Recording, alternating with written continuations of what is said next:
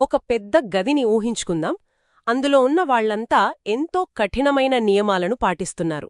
ఆ గదిలోకి వెళ్లాలంటే ఒకే ఒక దారి, వాళ్లు చెప్పినట్లు దేవుని మీద ప్రమాణం చేయడం. ఎవరూ దాన్ని ప్రశ్నించడానికి కూడా సాహసించని ఆ సమయంలో ఒక వ్యక్తి నిలబడి, నా అంతరాత్మకు విరుద్ధంగా నేను ఈ ప్రమాణం చేయను అని గట్టిగా చెప్తే అక్కడ ఎంత ఉద్రిక్తత ఉంటుందో కదా. ఖచ్చితంగా. అది మామూలు విషయం కాదు. విక్టోరియన్ బ్రిటన్లో మతం, చట్టం విడదీయరానివిగా ఉండేవి. సమాజంలో స్థిరపడిపోయిన ఆ నమ్మకాలను బహిరంగంగా ప్రశ్నించడం అంటే ఆ చేజేతులా జీవితాన్ని నాశనం చేసుకోవడమే. అవును. సరిగ్గా 1880లో బ్రిటిష్ పార్లమెంట్లో ఇదే జరిగింది. ఒక వ్యక్తి తనకు నమ్మకం లేని దేవుడి మీద ప్రమాణం చేసి తన పదవిని కాపాడుకోవడం కంటే తన నిజాయితీ కోసం కెరీర్, స్వేచ్ఛ, పేరు ప్రఖ్యాతులను పణంగా పెట్టాడు. ఆయన పేరే చార్ల్స్ బ్రాడ్లా. అవును, ఆయన సామాన్యుడు కాదు. ఏకంగా బ్రిటిష్ సామ్రాజ్యపు పునాదులనే కదిలించాడు. ఈరోజు మన ఈ లోతైన విశ్లేషణంలో ఆ బ్రాడ్లాకు ఆ ధైర్యాన్నిచ్చిన సిద్ధాంతాలేంటి, ఆయన ఆలోచనల వెనుక ఉన్న తర్కమేంటి అనేది మనం మాట్లాడుకుందాం. ముఖ్యంగా ఆయన రాసిన ఎ ప్లీ ఫర్ అథియిజం అంటే నాస్తికత్వం కావాలి అనే పుస్తకంలోని వాదనలను చూద్దాం. విజయవాడలోని నాస్తిక కేంద్రం వారు ప్రచురించిన ఆ అనువాద గ్రంథం ద్వారా అప్పటి విక్టోరియన్ సమాజాన్ని ఆయన ఎలా ఎదిరించాడనేది మనం అర్థం చేసుకోవచ్చు. అయితే ఇక్కడ మనం గుర్తుంచుకోవాల్సిన విషయం ఒకటుంది. మనం ఆయన వాదనలు సరైనవా కాదా అని తీర్పు చెప్పడం లేదు కదా. కేవలం ఆ చారిత్రక గ్రంథంలో ఉన్న బలమైన తార్కిక అంశాలను నిష్పాక్షికంగా విశ్లేషిస్తున్నాం. నిజమే. బ్రాడ్లా వాదనలను అర్థం చేసుకోవాలంటే ముందు మనం అప్పటి పరిస్థితులను గమనించాలి. 19వ శతాబ్దంలో దేవుడి ఉనికిని ప్రశ్నించడమనేది కేవలం ఒక తాత్విక చర్చ కాదు, అదొక నేరం. ఓహో, ఏకంగా నేరంగా పరిగణించేవారా? అవును, అదొక పెద్ద నేరం అప్పట్లో.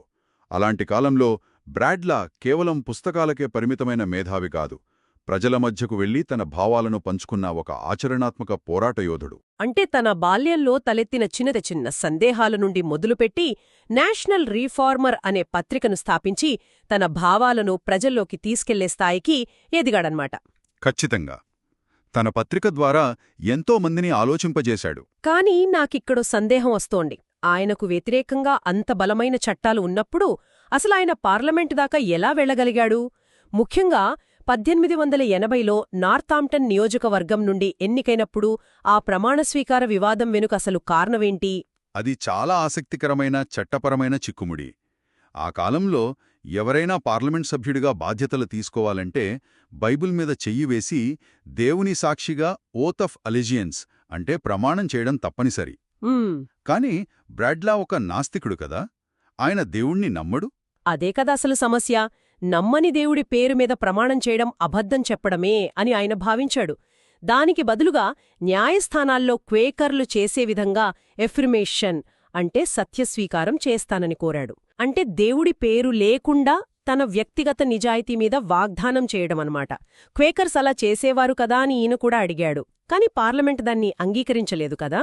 లేదు, పైగా ఆయనను ఏకంగా పార్లమెంట్ నుంచి బయట గెంటేశారు. ఆఖరికి జైల్లో కూడా పెట్టారు. బాబోయ్, జైలుకు కూడా వెళ్లాడా? నాకిక్కడొక విషయం చాలా ఆశ్చర్యం కలిగిస్తుంది. ఒక వ్యక్తిని వ్యవస్థ పదే పదే గెంటేస్తున్నా అక్కడి ప్రజలు మళ్లీ మళ్లీ ఆయనకే ఓటేసి గెలిపించారు. అవును, అదొక చారిత్రక ఘట్టమని చెప్పొచ్చు.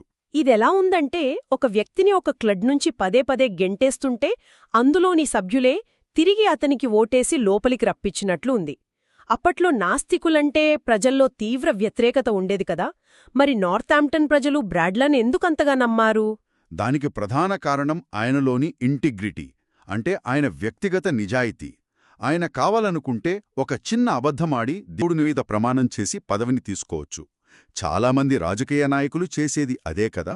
నిజమే, పాలిటిక్స్లో అబద్ధాలాడటం పెద్ద లెగ్గ కాదు కదా. కాని బ్రాడ్లా తన అంతరాత్మను అమ్ముకోలేదు. ఆ నిబద్ధతే ప్రజలకు నచ్చింది.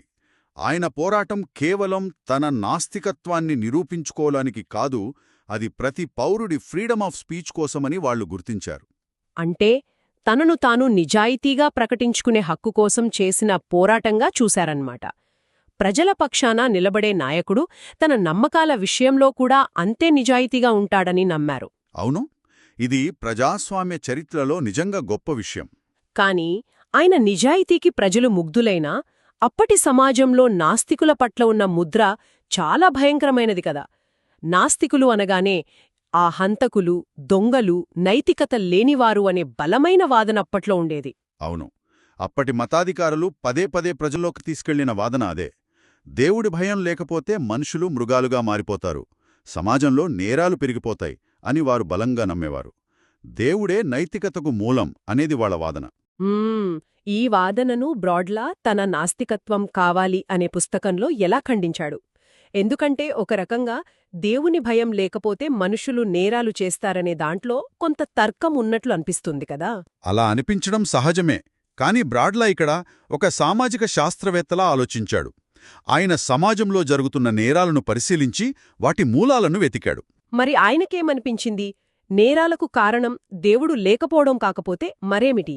గ్రంథంలోని వాదన ప్రకారం ఒక వ్యక్తి దొంగతనం చేస్తున్నాడంటే కారణం అతనికి దేవుని మీద నమ్మకం లేకపోవడం కాదు, అతన్ని పీడిస్తున్న దారిద్ర్యం, ఆకలి, అనారోగ్యం ఇవే కారణాలు అని ఆయన చెప్పాడు. ఓహో, అంటే ఆర్థిక, సామాజిక అసమానతలే నేరాలకు కారణమని స్పష్టంగా వివరించాడన్మాట. కడుపు మండినప్పుడు నాస్తికుడైనా ఆస్తికుడైనా పరిస్థితుల ప్రభావం వల్ల తప్పుచేసే అవకాశం ఉందన్నాడు. ఖచ్చితంగా. కాని ఆకలి వల్ల దొంగతనాలు జరుగుతాయనేది అర్థం చేసుకోదగ్గ విషయమే. కాని సమాజంలో ఉన్నత స్థానాల్లో ఉండి కడుపు నిండిన వారు చేసే నేరాల పరిస్థితేంటి? వాళ్లకి ఆకలి బాధ లేదు కదా. Valid point. మరి వాళ్లు చేసే అవినీతిని, అన్యాయాలను అడ్డుకోవడానికి దేవుడు భయం లాంటి ఒక మోరల్ ఎన్ఫోర్సర్ అంటే నైతిక శక్తి అవసరం లేదా? దీన్ని బ్రాడ్లా ఎలా ఎదుర్కొన్నాడు? ఇది చాలా ముఖ్యమైన ప్రశ్న. ఇక్కడే బ్రాడ్లా సెక్యులర్ మొరాలిటీ అంటే లౌకిక నైతికత అనే భావనను తెరమీదకు తెచ్చాడు. ఉన్నత స్థాయిలో ఉన్నవారు తప్పులు చేయడానికి కారణం వారిలో సామాజిక బాధ్యత లోపించడమే అని చెప్పాడు. ఓహో, అంటే దేవుని శిక్షకు భయపడి మంచి చేయటం అనేది నిజమైన నైతికత కాదంటారా? ఖచ్చితంగా కాదు, అదొక రకమైన భయం మాత్రమే అని ఆయన వాదన. నిజమైన నైతికత అనేది తోటి మనిషి శ్రేయస్సు, అదే హ్యూమన్ వెల్ఫేర్ మీద ఆధారపడి ఉండాలన్నాడు. అంటే మనం ఒకరికి సహాయం చేయాల్సింది పరలోకంలో పుణ్యం వస్తుందనో దేవుడు మెచ్చుకుంటాడనో కాదు, సాటి మనిషి బాధను అర్థం చేసుకోగల సహానుభూతి మనలో ఉండటం వల్ల అంటాడు. అవును, ఆ ఎంపతి ఉండాలి. నైతికతను ఒక అతీత శక్తి భయం నుంచి వేరుచేసి దానికి పూర్తిగా ఒక మానవతా దృక్పథాన్ని అద్దాడు. అందుకేనేమో నాస్తికత్వం అంటే విధ్వంసం కాదు, అది మానవత్వం అని ఆయన చెప్పింది.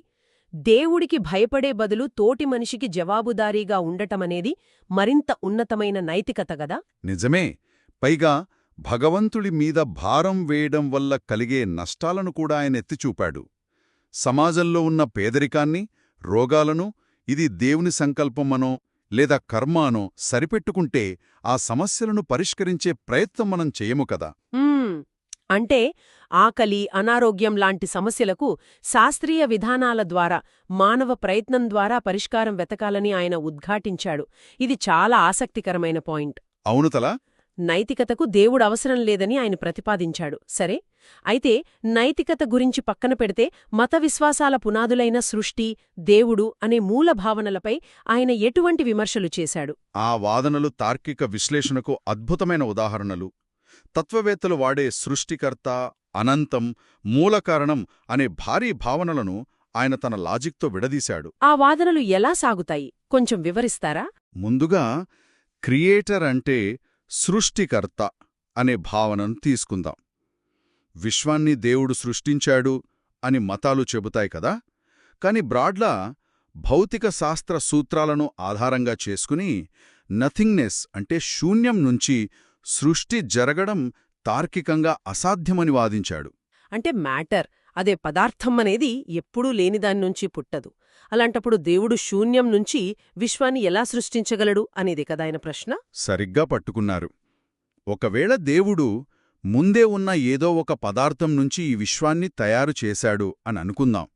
అప్పుడు దేవుడు కేవలం ఒక ఆర్కిటెక్ట్లా విశ్వాన్ని మలిచాడే తప్ప ఆ పదార్థాన్ని సృష్టించలేదు కదా. ఓహో, అంటే ఆ పదార్థం దేవుడి కంటే ముందే ఉందన్నమాట. అదొకవేళ నిజమైతే దేవుడు సర్వశక్తిమంతుడెలా అవుతాడు? అదే కదా లాజిక్. ఒకవేళ దేవుడే తనలో ఉన్న అంశం నుంచే ఈ విశ్వాన్ని సృష్టించాడు అనంటే అప్పుడు దేవుడిలో మార్పొస్తున్నట్లే కదా. మార్పుకు లోనయ్యే దేవుడు పరిపూర్ణుడు శాశ్వతుడు ఎలా అవుతాడు అని బ్రాడ్లా సూటిగా ప్రశ్నించాడు. ఈ వాదన వింటుంటే నిజంగా మెదడుకు మేతలా అనిపిస్తుంది. అయితే ఇన్ఫినిట్ అంటే అనంతమనే భావన దగ్గర బ్రాడ్లా చేసిన వాదన నాకు కొద్దిగా గందరగోళంగా అనిపించింది. అసలైన ఉద్దేశమేంటి? దాన్ని మనం సింపుల్గా అర్థం చేసుకుందాం. అనంతమంటే దానికి హద్దులుండకూడదు, పరిమితులుండకూడదు. దేవుడు అనంతమని చెబుతారు. సరే, ఇప్పుడు ఈ భౌతిక విశ్వం ఉంది గదా, ఈ విశ్వం దేవుడా కాదా? ఒకవేళ ఈ విశ్వం దేవుడు కాకుండా భిన్నమైనదైతే అప్పుడు దేవుడు కానిది మరొకటి ఉన్నట్లే కదా? ఖచ్చితంగా. అంటే దేవుడు ఉనికి ఇక్కడదాకాయే, ఆ తర్వాత ఈ భౌతిక విశ్వం ఉంది అన్నట్లుగా ఒక బౌండరీ అంటే ఒక సరిహద్దు ఏర్పడుతుంది. సరిహద్దు ఏర్పడితే ఇక దేవుడు అనంతం ఎలా అవుతాడు? పరిమితమైపోతాడు గదా. ఇప్పుడు చాలా స్పష్టంగా అర్థమైంది. రెండు అనంతాలు ఒకేసారి ఉండటం అసాధ్యమని బ్రాడ్లా తార్కికంగా వివరించాడు. ఒక అనంతముంటే అది అంతటా వ్యాపించి ఉండాలి. దానికి భిన్నంగా మరొక పదార్థం ఉండటానికి వీల్లేదు కదా? అవును, చాలా బలమైన లాజిక్ ఇది. మరి ఫస్ట్ కాజ్ అంటే మూలకారణమనే భావన గురించి పుస్తకంలో ఆయన ఏమి చెప్పాడు? ప్రతి కార్యానికి ఒక కారణం ఉంటుందని, అలా ఈ ప్రపంచమనే కార్యానికి దేవులు అనే కారణం ఉన్నాడని చాలామంది వాదిస్తుంటారు కదా. ఈ వాదంలో ఉన్న అతి పెద్ద లొసుగును బ్రాడ్లా ఎత్తిచూపాడు. ప్రతిదానికొక కారణముండాలి అనేదొక యూనివర్సల్ రూల్, ఒక సార్వత్రిక నియమమైతే ఆ నియమం సృష్టికర్తకు కూడా వర్తించాలి కదా. విశ్వానికి కారణం దేవుడైతే మరి ఆ దేవుడికి కారణం ఎవరు అని ఆయన ప్రశ్నించాడు. దీనికి సాధారణంగా వచ్చే సమాధానమేంటంటే దేవుడికి పుట్టుక లేదు, ఆయనకు కారణం అడగకూడదు అని అంటారు కదా. అదే కదా అసలైన సమస్య.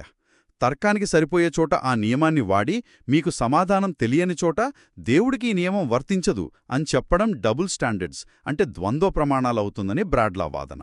భలే లాజిక్ ఇది. దేవుడు ఎప్పుడూ ఉన్నాడు అని చెప్పగలిగినప్పుడు ఈ భౌతిక విశ్వమే ఎప్పుడూ ఉంది అని ఎందుకు చెప్పకూడదు అని ఆయన నిలదీశాడనమాట. ఖచ్చితంగా. ఈ పాయింట్ దగ్గర నాకొక ఆలోచన వస్తోంది.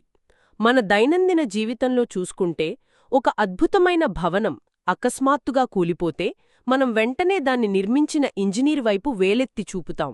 దాని పతనానికి ఆయన్ని బాధ్యుడిని చేస్తాం కదా. అవును, చేస్తాం. మరి ఆ వాదన ప్రకారం చూస్తే ఈ ప్రపంచాన్ని ఒక సర్వశక్తిమంతుడు, దయామయుడు అయిన దేవుడు సృష్టిస్తే ఈ ప్రపంచంలో ఉన్న లోపాలకు, క్యాన్సర్ లాంటి రోగాలకు, భూకంపాలకు, నికృష్టమైన దారిద్ర్యానికి ఆ సృష్టికర్తనే కదా జవాబుదారీ చెయ్యాలి. అవును, బ్రాడ్లా వాదనల అంతిమ లక్ష్యం కూడా ఇదే. గ్రంథంలో ఈ సమస్యను ప్రాబ్లమ్ ఆఫ్ ఈవిల్, అంటే చెడు యొక్క ఉనికి అనే కోణంలో ఆయన చర్చిస్తాడు. సర్వశక్తి, అపార కరుణ ఉన్న దేవుడు ఈ కష్టాలనెందుకు అనుమతిస్తున్నాడు అని ఆయన అడిగాడు. అంటే ఆయనకు ఆపాలని ఉన్నా ఆపలేకపోతున్నాడా? అయితే ఆయన సర్వశక్తిమంతుడు కాదు అని. అవును. లేదా ఆపగలిగే శక్తి ఉన్నా ఆపడం లేదా, అయితే ఆయన దయామయుడు కాదు అని. ఈ వైరుధ్యాలను ఆయన బట్టబయలు చేశాడు. కాస్త అహంకారంగా అనిపించవా? మాకు అన్నీ తెలుసు, మీరు నమ్మేదంత తప్పు అని కొట్టిపారేసినట్లుండదా? అప్పట్లో ఇలాంటివి నచ్చడం కష్టం కదా. బ్రాడ్లా ఉద్దేశం ప్రజల నమ్మకాలను కించపరచడం కాదు. మనిషికర్థం కాని రహస్యాలకు దేవుడు అనే పదాన్ని ఒక లేజీ ఆన్సర్గా, ఒక బద్ధకపు సమాధానంగా వాడుతున్నారని ఆయన చెప్పాడు.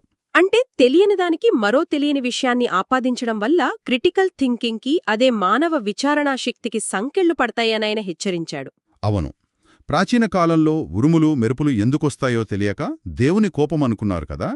కాని విజ్ఞానం పెరిగే కొద్దీ అది విద్యుత్ ప్రక్రియ అని తెలిసింది. అంటే ప్రతిదానికి దేవుడు అనే జవాబిస్తే ఇక కొత్త విషయాలను అన్వేషించే అవసరం మనిషికి కలగదు కదా. సరే, పాత నమ్మకాలను ఆయన లాజికల్గా పడగొట్టే ప్రయత్నం చేశాడు. కాని ప్రత్యామ్నాయంగా బ్రాడ్లా దేన్ని ప్రతిపాదించాడు? మనుషులకు భరోసాను ఇచ్చే దేవుడి స్థానాన్ని ఏది భర్తీ చేయగలదని ఆయన నమ్మాడు. ఆయన ప్రతిపాదించింది విజ్ఞానశాస్త్రం మరియు మానవ ప్రయత్నం. మతం ఎప్పుడూ మార్పును వ్యతిరేకిస్తుంది, పాత కట్టడాలను పట్టుకుని వెలాడుతుంది అని ఆయన వాదన. కాని విజ్ఞానశాస్త్రం అలా కాదు, అది నిరంతరం తనను తాను సరిచేసుకుంటుంది. అంటే పాత లోపాలను పడగొట్టి సరికొత్త సత్యాలను నిర్మిస్తుంది అంటారు. మానవునికి విజ్ఞానం పెరుగుతున్న కొద్దీ అతీత శక్తుల అవసరం తగ్గుతూ వస్తుందని ఆయన నమ్మాడు కదా. అవును, ఇది గమనించదగ్గ విషయం.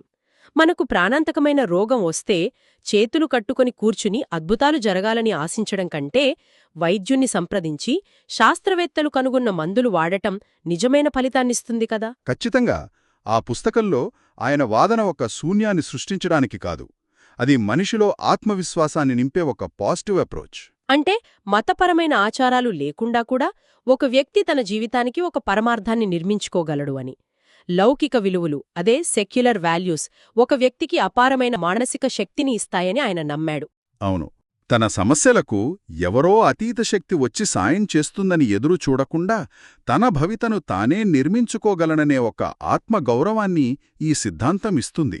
ఈ లోతైన విశ్లేషణ ముగింపు దశలో నాస్తికత్వం కావాలి పుస్తకం ద్వారా, బ్రాడ్లా జీవితం ద్వారా మనం ఎన్నో విషయాలు చూశాం కదా.